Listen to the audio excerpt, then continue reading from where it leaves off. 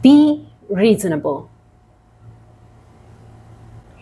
Tell me one transformational or impactful thing that happened in this world that was simply reasonable.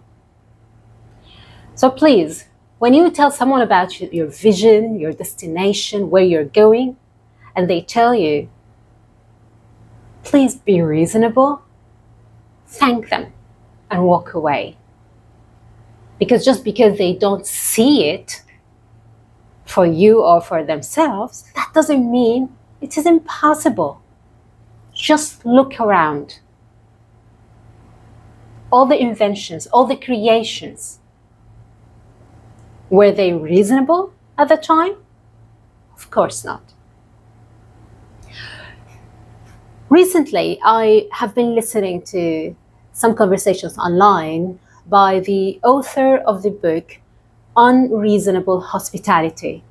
His name is Will Guidara. I also started listening to his audiobook and reading it.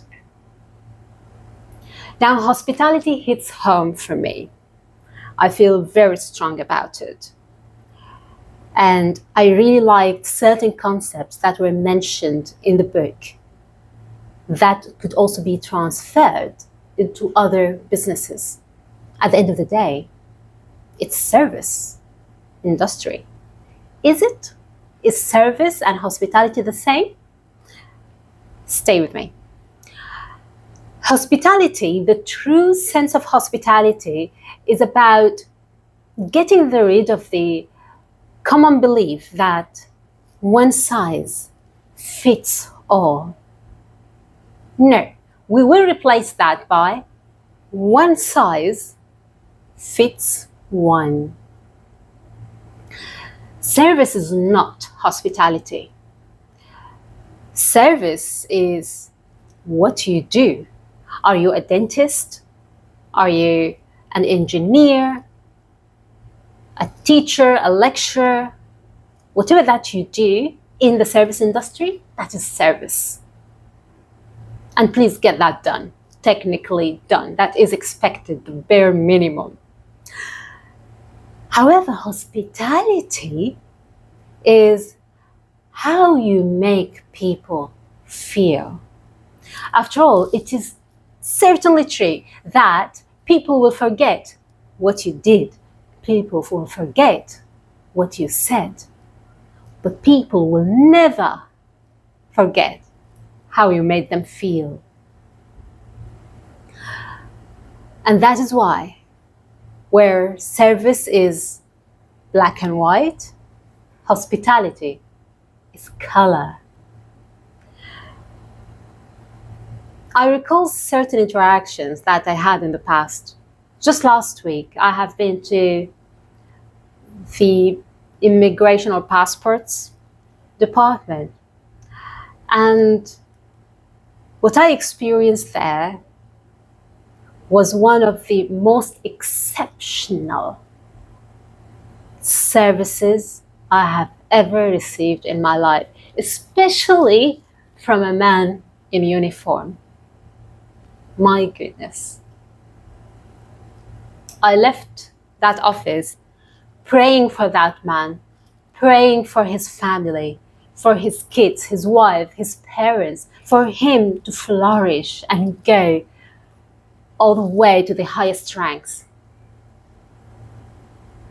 Because of the way he made me feel. Welcomed, respected. He was patient, answered every question with a smile. I could even say that he was actually humorous. I'm forever grateful. I also recall at this time my dentist. I remember I felt really sad when she migrated to Australia from Malaysia. I even tried to track her down in order for her to recommend another dentist for me when I visit Malaysia. Technically, service-wise, she was top-notch, excellent. And of course, there will be other excellent dentists. What made her stood out for me, and I kept going back and back again and bringing my family members, my mother, also for treatment there, is because of the way she made me feel. We talked about our families. We talked about our aspirations and dreams for them. We talked about our countries, what's working and what's not, or could be improved. She was always welcoming with a big smile on her face and made me feel at ease. Now, does hospitality stop with the way you treat your clients? No. Treat your employees the same way you want them to treat your clients. And if you get this right, your business will absolutely grow dramatically. When you create a culture of caring a little bit more and trying a little bit harder for your employees, make sure that you sit back and witness as they do the same for your clients. However, it's not enough to talk the talk. You have got to walk the walk. If you don't, people will walk away from you, from your business. Qualified personnel will walk away. And you'll be left with staff that needs to be there, but does not want to be there. And there is a huge difference between the two. I'll see you for next video. Please feel free, if you like this, to hit the subscribe button, like, and share. And I'll see you next time.